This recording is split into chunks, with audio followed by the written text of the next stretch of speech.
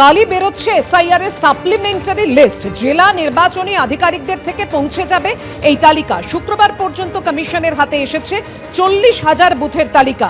শুক্রবার পর্যন্ত যে তথ্য পাওয়া গেছে, 27,30,000 বিবেচনাধীনের নিষ্পত্তি হয়েছে। কারা পাশ করলো, কারা ফেল করলো, অনলাইনেও এই তালিকা দেখা যাবে কিনা, বিস্তারিত তথ্য জানাবেন। আমাদের সঙ্গে রয়েছেন আমাদের প্রতিনিধি রুমা পাল। জানাও রুমা। দেখো, জানি রাখি সোমবার বিকেলে কিন্তু বেরোচ্ছে প্রথম সাপ্লিমেন্টারি লিস্ট, এমনটাই কিন্তু কমিশন সূত্রে খবর। চূড়ান্ত ভোটার তালিকা যেভাবে প্রকাশিত হয়েছিল ঠিক সেভাবেই প্রকাশ হবে। জেলায় জেলায় প্রথমে জেলা নির্বাচনী আধিকারিকদের কাছে পৌঁছে যাবে এই লিস্ট, সেখান থেকে বুথে বুথে টানিয়ে দেওয়া হবে। এবং এখনো পর্যন্ত যা খবর, শুক্রবার পর্যন্ত যে আমরা তথ্যটা পেয়েছিলাম সেটা 27,30,000-এর মতো নিষ্পত্তি হয়েছিল। বাদের তালিকায় 10 লক্ষ ছিল এবং তার শনিবার ছুটির দিন ছিল, আজকে রবিবার, এবং সোমবার পর্যন্ত কত নিষ্পত্তি বিষয়টা সেটা অবশ্যই কমিশন পরবর্তীতে জানাবে। এবং জানিয়ে রাখি যে সাপ্লিমেন্টারি তালিকা হাতে আসে যখন কমিশনের, সেক্ষেত্রে 40,000 বুথ ছিল শুক্রবার পর্যন্ত। এবং জানিয়ে রাখি যে আরো বিষয়, যে তালিকা যেহেতু কালকে বেরোবে এবং তার আগে এটাও ঠিক যে মুখ্য নির্বাচনী আধিকারিক কেন্দ্রীয় বাহিনী মোতায়েন নিয়ে বৈঠক করেছেন। কারণ এর আগে আমরা দেখেছি যে হাইকোর্টের জুডিশিয়াল অফিসারদের নিরাপত্তা নিয়ে বৈঠক হয়।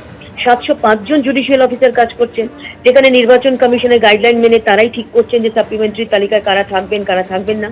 তবে যা সূত্রে খবর, কমিশন সূত্রে খবর, যে সাপ্লিমেন্টারি তালিকা বেরোনোর আগে তাদের নিরাপত্তা নিয়ে যাতে উদ্বেগ কাটাতে কমিশনও কিন্তু বেশ সতর্ক রয়েছে। কারণ তালিকা বেরোনোর পর যাতে কোনো অপ্রীতিকর কোনো ঘটনা না ঘটে, তার জন্য মোতায়েন থাকবে বাহিনী, থাকবে কড়া নজরদারি। বুথে বুথে লিস্ট বেরোনোর পর পরবর্তীতে ফাইনাল লিস্টের মতোই অনলাইনে দেখা যাবে এই তালিকা। তবে প্রথমে জানানো হয়েছে যে সোমবার বিকেল হয়ে যাবে এই সাপ্লিমেন্টারি লিস্ট আসতে। ধন্যবাদ রুমা।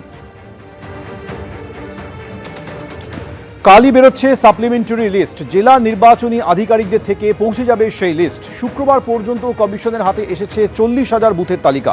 শুক্রবার পর্যন্ত পাওয়া তথ্য অনুযায়ী 27,30,000 বিবেচনাধীনের নিষ্পত্তি হয়েছে। কারা পাশ করলেন, কারা ফেল করলেন জানা যাবে কাল।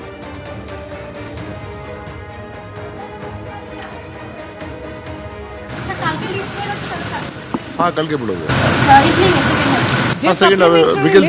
প্রত্যেকের আগ্রহ ছিল যে কারা কারা ভোটাধিকার পাবেন, কারা পাবেন না, নিষ্পত্তি হয়েছে কিনা, কতজনের নিষ্পত্তি হয়েছে।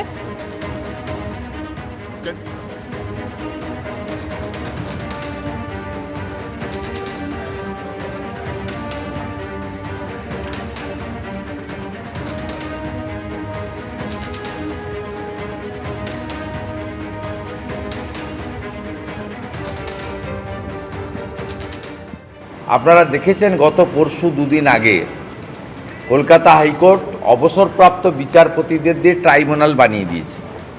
তাই সোমবার প্রকাশিত সাপ্লিমেন্ট চার্জশিটে অ্যাডজুডিকেট হিসেবে যাদের নাম বাতিল হবে তারাও কিন্তু ট্রাইব্যুনালে আবেদন করতে পারবেন। আমি অনুরোধ করব সকলকে, মমতা ব্যানার্জির উস্কানিতে বা কামরুজ্জামানদের উস্কানিতে বা হুমায়ুন কবিরদের উস্কানিতে ফাঁদে কেউ পা দেবেন না। পশ্চিমবঙ্গে শান্তি বজায় রাখুন। যদি মনে করেন আমার সঙ্গে বিচার বিভাগ থেকে নিযুক্ত লোকেরা অন্যায় করেছে, আমার নাম সাপ্লিমেন্ট চার্জশিটে আসা উচিত ছিল, তার জন্যই কিন্তু মহামান্য আদালত ট্রাইব্যুনাল বানিয়ে দিয়েছে। সেখানে আবেদন করুন, বিচার নিশ্চয়ই পাবেন। বিজেপি নেতারা তো টার্গেট করেই এসছে এখানটায়, নির্বাচন কমিশন সামনে রেখে। কেউ মৃত তাকে আমরা বলি না জীবিত, কেউ জীবিত তাকে আমরা বলি না মৃত। তাতে কি বাদ গেছে না বাদ গেছে তারা জানে।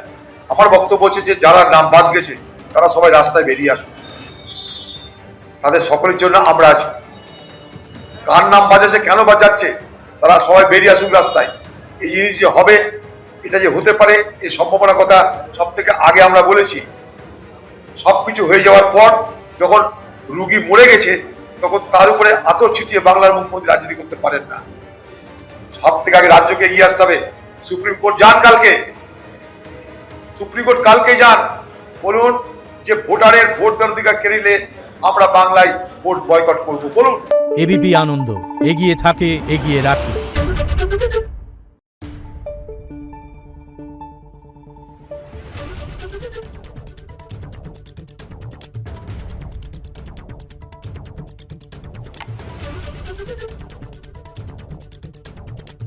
Thank you.